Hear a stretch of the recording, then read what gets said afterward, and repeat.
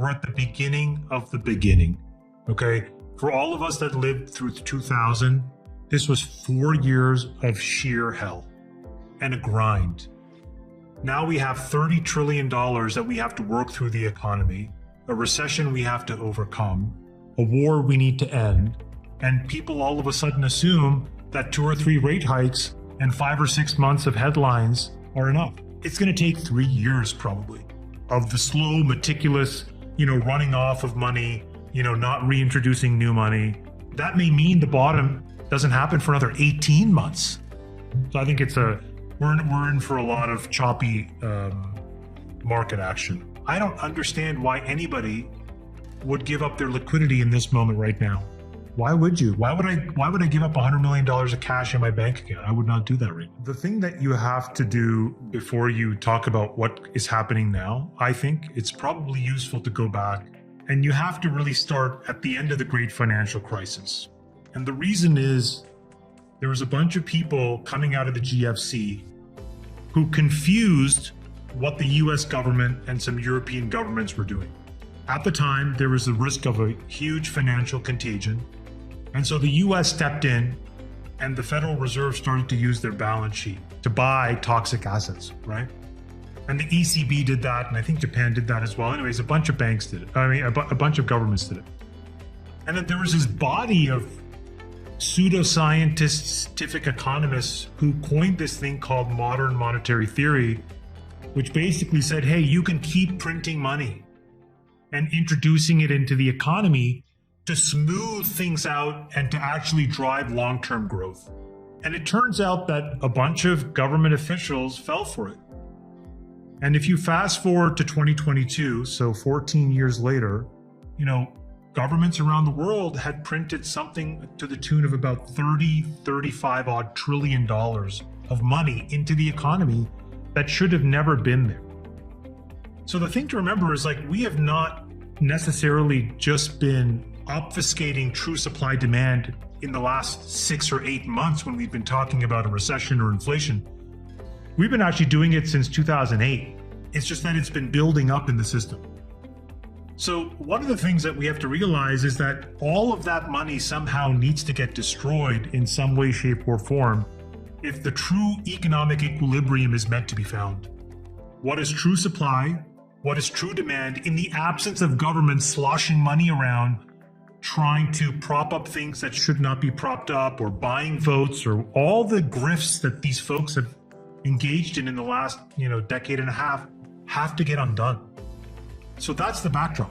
So if you think about taking $30 trillion out of the global economy, you're talking about almost, I think it's 85 trillion is the world GDP. So it's almost half of an entire year's worth of global GDP. It's going to take 3 years probably of the slow, meticulous, running off of money, not reintroducing new money. So it seems like we're at the beginning of something that's going to be long and drawn out. And that's separate from whether we're in a recession or not. That's just the bear market that we're in, right? And so you have to look at asset prices today as a microcosm of a much larger trend that has to be about fake money pushing asset prices up, and now taking all that fake money out and finding out what the real price of something is. And I just don't think that takes 6 months. So for all the people that were, fingers crossed, hoping that this would be the end of it, Fed raises 75, we're done with this, they're going to raise 75 more. I just think that's not how it's probably going to be. It's going to take, 24, 36 months. That may mean the bottom doesn't happen for another 18 months. So I think we're in for a lot of choppy market action. I think we have to also be sensitive to the fact that the Fed operates on a certain class of data. And that data in the 21st century is pretty pathetic. Nick, you can probably find this, but there was an article, I think it was in the New York Times, that really walked through how CPI is calculated. And it's a bunch of people that work for the government that walk around with iPads, building relationships with local businesses in all these random places all around the country, and asking them to, chit chat for 15 minutes and do these surveys.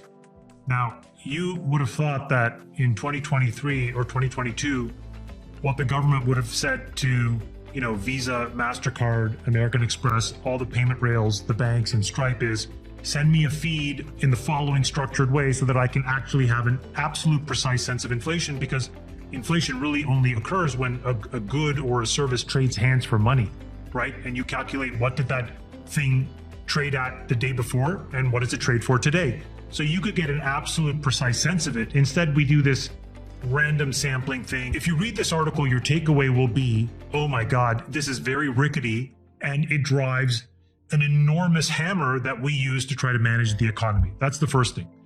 I think you need to buckle your seatbelt, because the next 3, 4, 5 months of CPI will probably be very, very bad.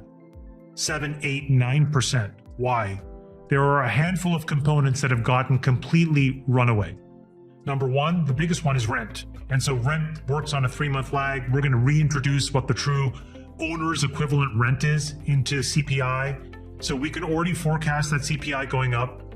Oil is at $105 a barrel. Russia is basically trying to break the back of Europe by now messing with their nat gas supplies. The German energy minister yesterday said that if that happens, it could be a contagion equivalent to Lehman Brothers with respect to energy.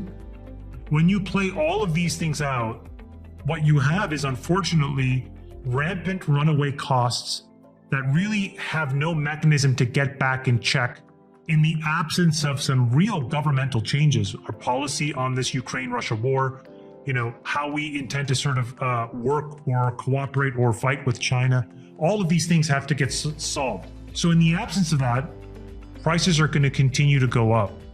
And so what does the Fed do? How does it throw away what little credibility it has left when there's 8 and 9% inflation prints and saying, we think we're done for right now? You can't do that. So they will overcorrect, because there's just going to be so much pressure for them to act. All roads, I think, lead to lower equity prices. And I think what David said astutely is, we've seen the first wave, but now it has to touch all these other areas. For example, we have gotten totally drunk on debt as a country.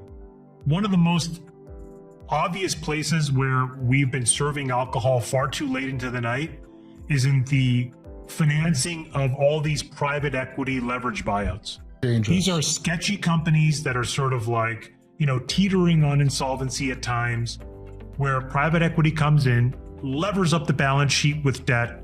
They price it right to the edge of what's legally allowed or what's financeable, and then they go do it. But that's all assuming the economy continues to grow. And so if all of a sudden you have some recessionary forces or prices go up and earnings don't, you'll have, a contagion in the debt markets. You could have a contagion in the commodity market.